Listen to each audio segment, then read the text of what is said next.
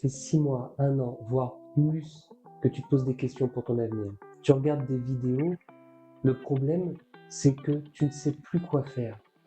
Et c'est pas que tu as des idées, au contraire, tu en as trop. Au travers de cette vidéo, je vais vous apporter les réponses nécessaires à votre réussite. Le piège, c'est que parfois on a trop de choix. Le fait d'avoir trop de choix, des fois on est devant un, un buffet de métiers.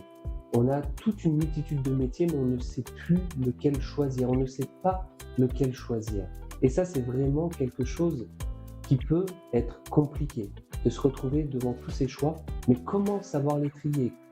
Quoi savoir mettre en place pour pouvoir choisir le bon métier, pouvoir choisir la bonne direction?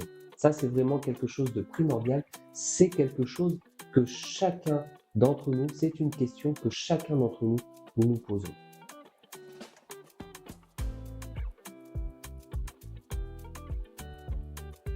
Mais si vous êtes perdu aujourd'hui, sachez que je vais vous apporter des réponses. L'une des peurs que l'on peut retrouver lorsque on s'oriente, lorsqu'on se jette dans un nouveau projet, enfin en tout cas lorsqu'on veut changer de projet ou aller vers un nouveau projet, eh ben, c'est la peur de se tromper. C'est vrai que des fois on se dit mais et si je me trompais? Et si ce métier n'était pas pour moi? Et si je perdais du temps? Et si au moment où j'étais dans ce métier, je me rendais compte que finalement c'est pas là que je devais être? Et si je n'y arrivais pas? Et si j'avais pas les capacités d'y arriver? Au travers de cette vidéo, je veux pouvoir vous apporter différentes réponses qui vont venir vraiment vous assurer que votre projet peut être bétonné. Il peut vraiment partir sur des bases saines et sereines.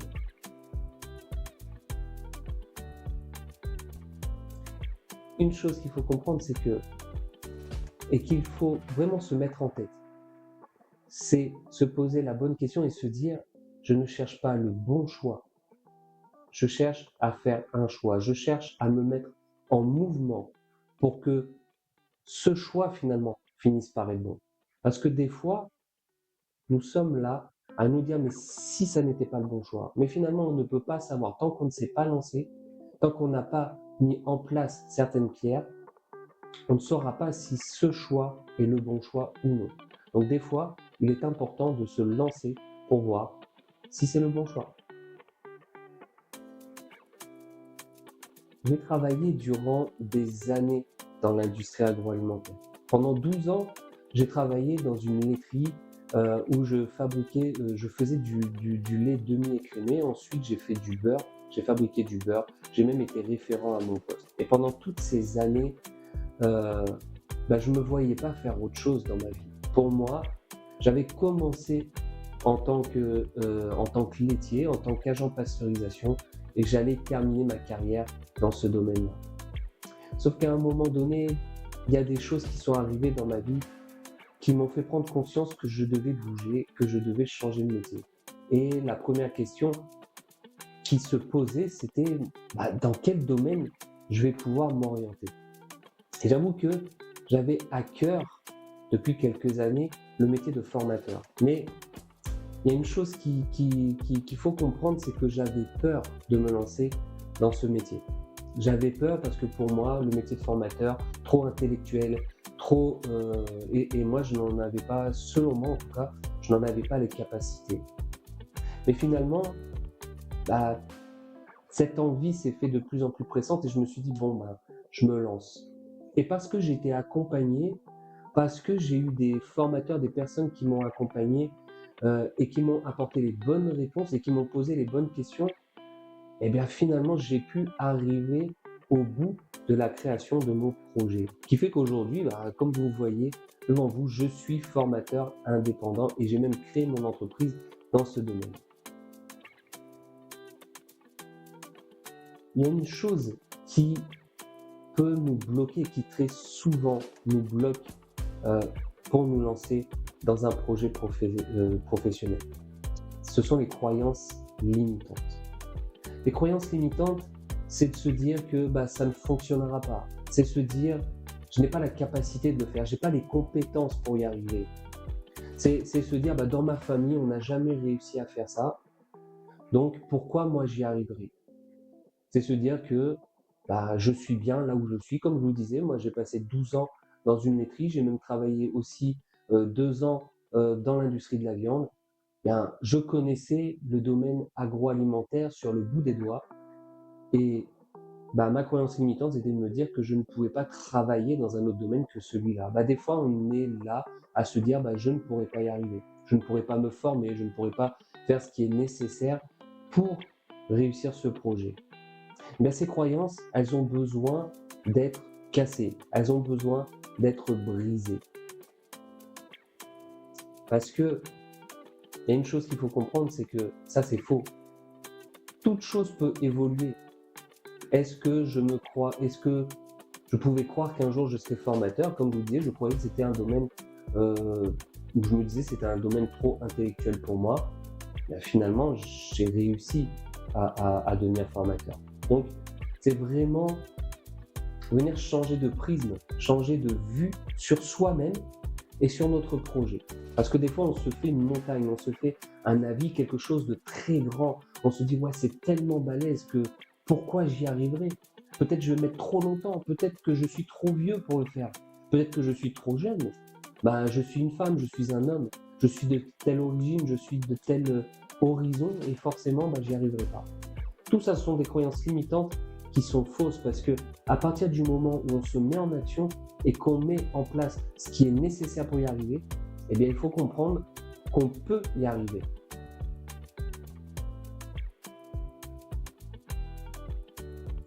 Moi, j'ai eu une fois une apprenante lors justement de différentes formations que j'ai pu effectuer, une apprenante qui, pour elle, c'était impossible qu'elle puisse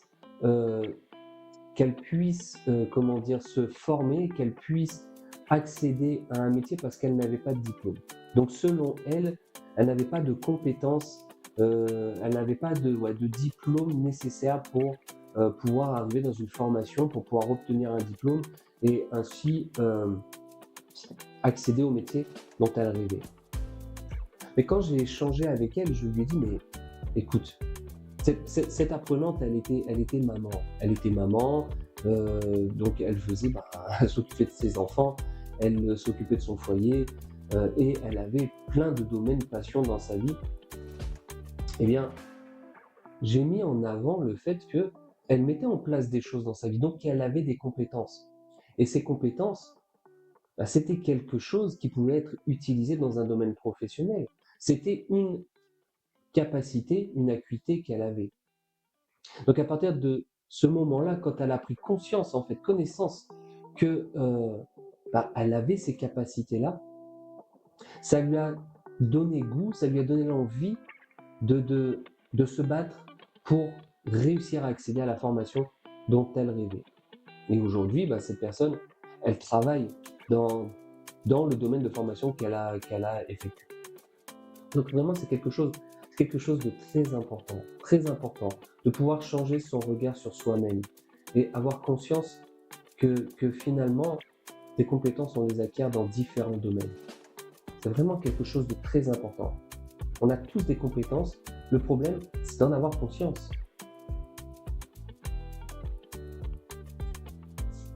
Donc concrètement, comment on peut débloquer la situation? Je vais vous donner 3 exemples, 3 techniques qui peuvent être mises en place pour pouvoir mettre de l'ordre dans vos idées et vous diriger vers un projet professionnel. Donc déjà, la technique 1, c'est tester. C'est arrêter de croire. Il faut vraiment arrêter de croire que c'est en restant de loin comme ça que forcément on va découvrir si quelque chose nous convient ou pas.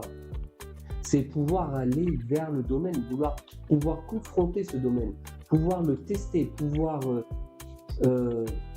voir ce qu'est la réalité de ce domaine.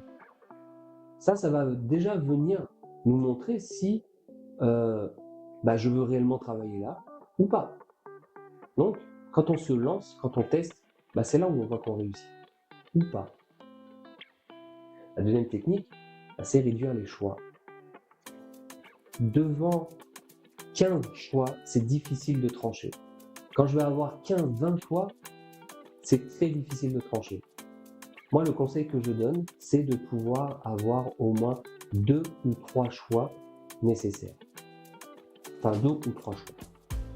Donc, pour ces deux cas, pour le fait de pouvoir se lancer dans un domaine, de pouvoir se lancer, des fois, ça peut être flou et savoir comment on le fait, savoir comment on le met en place, bah, ça peut être compliqué. De se dire, mais comment je fais pour comment je peux me confronter au métier. Et dans l'aspect de réduire ses choix, donc de passer de 15 à 2 ou 3, il y a des fois, on ne sait pas comment réduire dans ces différents domaines. Donc, c'est ces aspects qui viennent des fois nous limiter et très souvent nous limiter. La troisième technique, eh bien, c'est identifier ses compétences. Il est important d'avoir conscience, et comme je vous le disais tout à l'heure, il est important d'avoir conscience que l'on a de nombreuses compétences en nous. Ça, c'est quelque chose de primordial. Mais du coup, bah, comment savoir identifier ses compétences? Et ça, c'est quelque chose vraiment, une question qu'il est important de savoir répondre.